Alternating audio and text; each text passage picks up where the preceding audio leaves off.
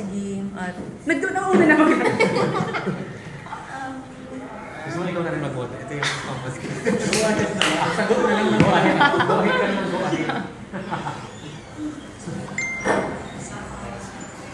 Okay lang ka lang ba? Sige na, coach, kahit ipatuloy pa po. Coach, kahit ipatuloy pa po. Eh kasi pupunta akong kuya ko. Family. Sige lang, coach, no problem. Campus, dito kayo sa ano?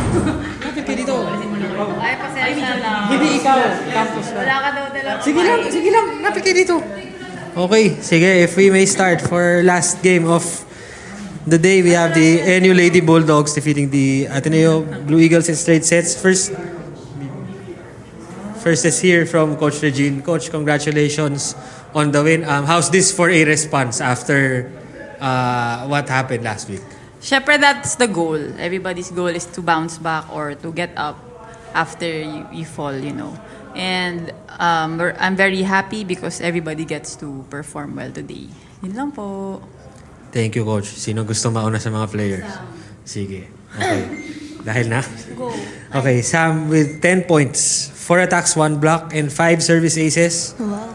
Along with 6 excellent digs, 12 excellent receptions. Let's talk about the service game. Yung service game mo today. 5 service aces. Yes. How big na nakakapag-deliver ka from the service line ng ganitong klase today? Kumpiyansa saan ba yun? Bumalik na po ulit yung kumpiyansa ko sa service. Nung nakaraan po kasi is consistent lang siya, wala siyang power. So ngayon po, alam ko na po ulit yung technique ko po sa service ulit. Yun po. Thank you. And Lams with 11 excellent sets. 3 points, 2 attacks, and 1 service ace. So just your overall thoughts on, especially playing in the last 2 sets na kumbaga yun lamang ninyo parang habang tumatagal mas nagawa niyo. Ayun nga po, since galing po kami sa talo, ang mindset lang namin talaga is mag-bounce back at mag-play as one kami as a team. And ayun, very happy kasi yung mga bata and kami also is nag-enjoy lang sa ginagawa namin. At ang iniisip lang namin is 1 point at a time and 1 game at a time.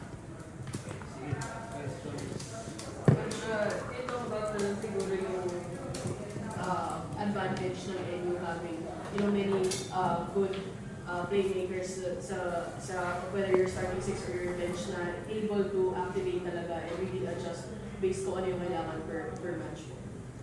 Syempre, we're lucky to have all of these players who are very skillful and mga mabubuting mga bata, ganyan. We are thankful for that and hopefully we get consistent for the next few more games kasi medyo crucial na siya.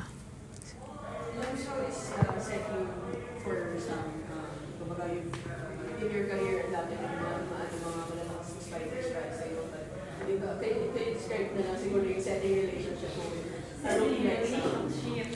Well, actually po, very happy kasi si Samantha, very, lang siya, masayahing tao na parang kahit ano lang isat mo sa kanya, papaluin niya. Kahit nagkandakuba na siya, wala na siyang paki sa set ko minsan. Basta magawa niya lang daw ng paraan. Ayun, kaya nakakatuwang bata to, very proud ako sa kanya. First set, tamang ang 1917, then 8-0 lang kayo nun. Dalawa doon, service ace mo, then yung strong serves mo rin, nag-result sa sunod naging napuan ko. Saan na yung nasa isip mo? Sabi lang naman po sa akin din ng mga ate sa loob is isugal ko lang. Kasi once na sinugal ko naman po, is marami pong pwedeng mangyari. Pwede pong like kapag nag-serve po ako ng hard, pwede ko rin pong magulo yung, like maging V-pass po yung pasa po nila, ganun. So, magugulo ko po yung play po nila. So, isugal ko lang daw po talaga. And yun, nagkakuha rin po ako ng kumpiyansa, kaya po nagtuloy-tuloy po. Coach, can you talk about yung naging response ng team? After yun nga, 1917 at then really nag-time out ka, then yun, 8-0. Syempre, we are expecting naman talaga to bounce back again, just like with this game. So, we just played kung ano man yung ginagawa namin sa training and happy kami na ganun yung naging result. Lance, as one of the leaders of the team, after nung FEU game,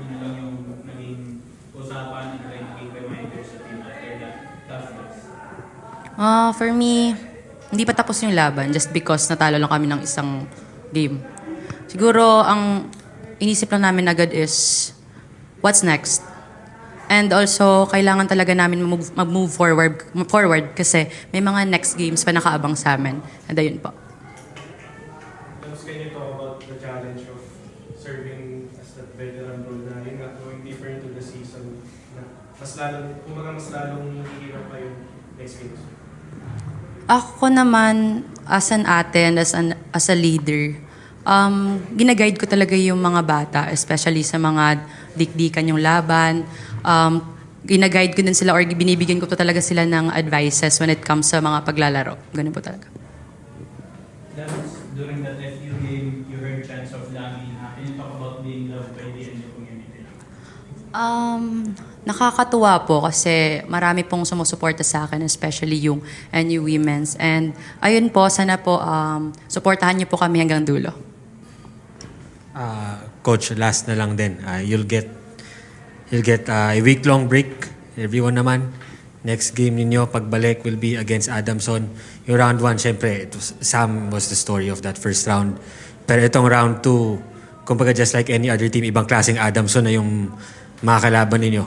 And yung story nito will be yung kumbaga maglalaban kayo doon for the finals 4 slot. So just your thoughts on the break and then coming back facing them.